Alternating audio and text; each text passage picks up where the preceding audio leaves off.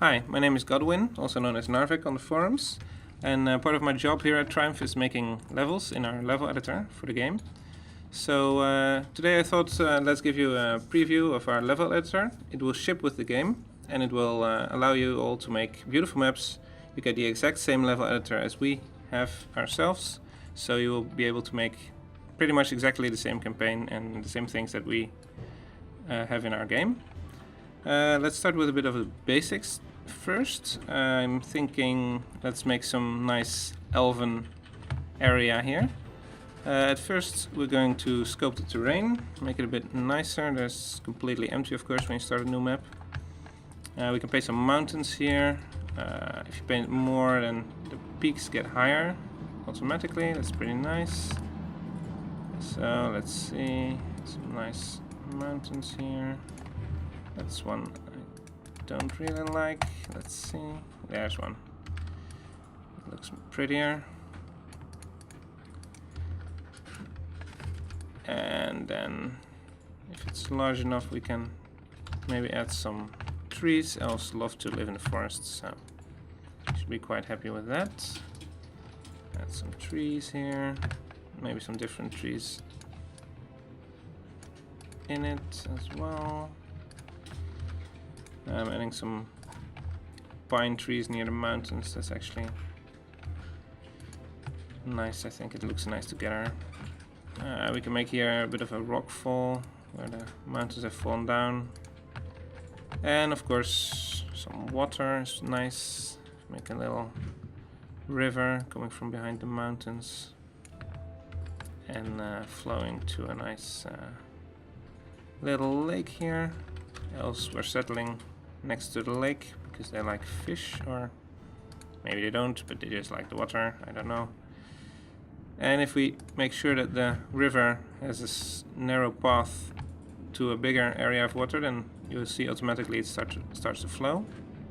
So that's also pretty nice. So automatic. Then of course our elves will need a place to live in. So let's see, give it a structure, a city. Let's put it right here.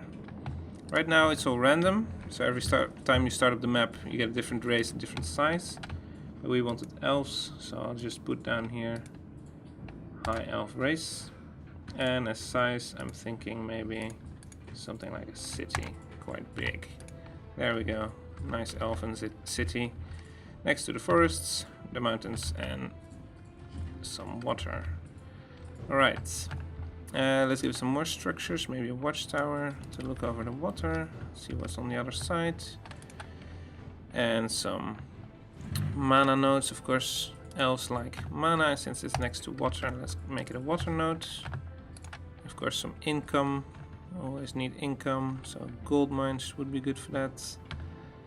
I like to place gold mines near mountains because it sort of makes sense in my head. If I can find them. The icons have changed recently. Whoa, this is the new icon for the gold mine. Alright, some gold mines here. And yeah, that looks good already. Maybe add some bit more relief. I don't know what the English word is, but some height differences.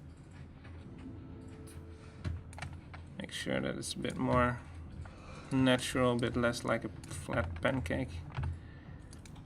And maybe add a little road going somewhere.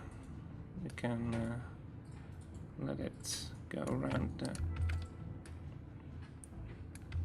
the lake here, curl around here, going somewhere else. Let's see. Where does the road lead? Maybe it leads to a goblin city in the neighborhood. Let's place down the city first. There we go. We select the race again. Resource goblin. Size a bit smaller. Make it a village. And goblins, they actually like to live in swamp.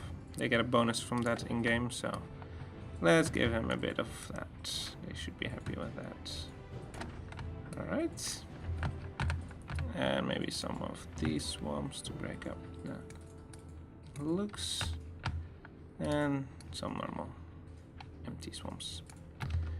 Alright, maybe some willows, though. It looks good near swamps, I think. And near water, actually, as well. And then maybe some danger on the road. If we want to go to the goblins, we must encounter a obsidian dragon. They're actually, in-game they wouldn't be visible, since they are concealed in the swamp. So it will be a nice surprise for anybody following this road. And let's say that it's found a stash of gold and that it's guarding that. Or maybe 2 stashes. No, that's a bit too much. Alright. That's pretty nice. Now we need to give the cities a leader, since you'll be playing a leader, and if you make this just for independence, not a whole lot you can do then. So let's place down our leader somewhere in the city. You can already give the city to our leader, of course. Would help. And for the goblins, we'll give it to the other player. There we go, player 2. Place it in the city. And some units to defend themselves. Also, some normal units will spawn by default. If you just leave the city empty like I did now, they will get defended anyway. You will have to switch it off if you don't want that. It's also possible, of course. Actually not doing it the most efficient way. I can also change the player here. Let's do that for the elves. Give them a bit of a starting army. Longbowman in the trees.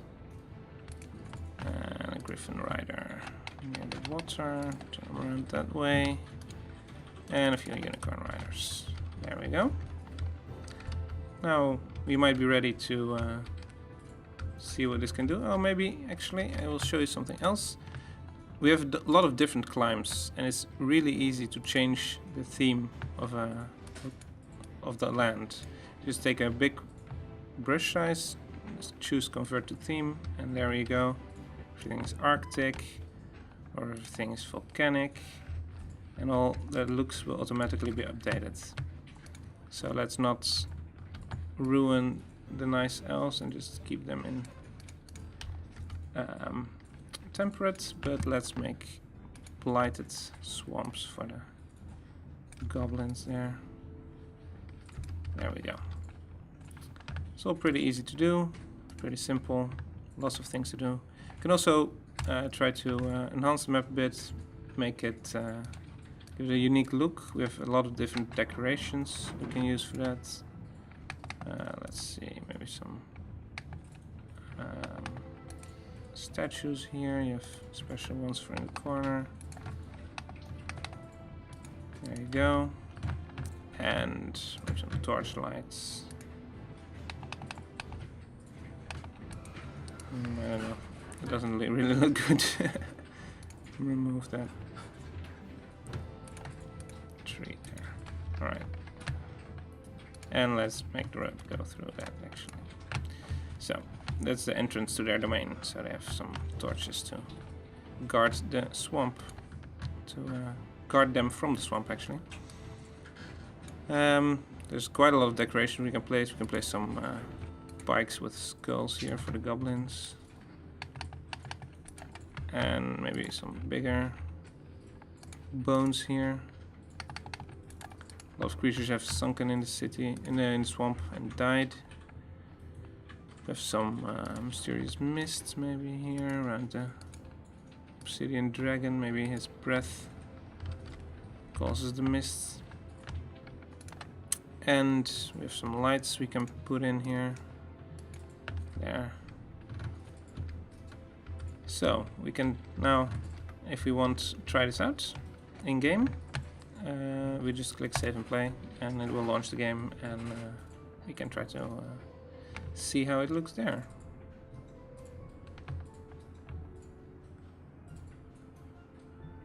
It's loading a bit, and then we should be able to start. Our elven city is here. Some extra troops. And we have a road towards the enemy. So we can try it out. Oh, there's the obsidian dragon. Indeed concealed.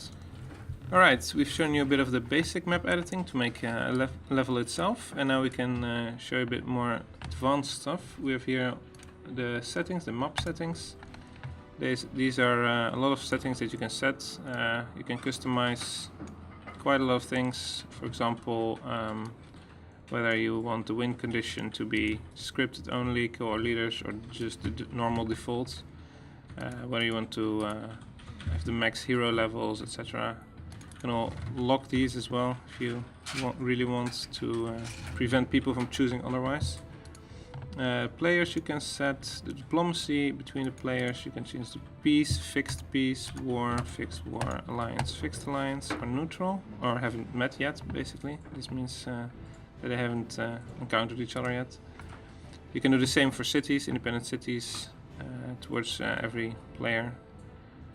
So quite a lot of settings there, and of course you can also script the map.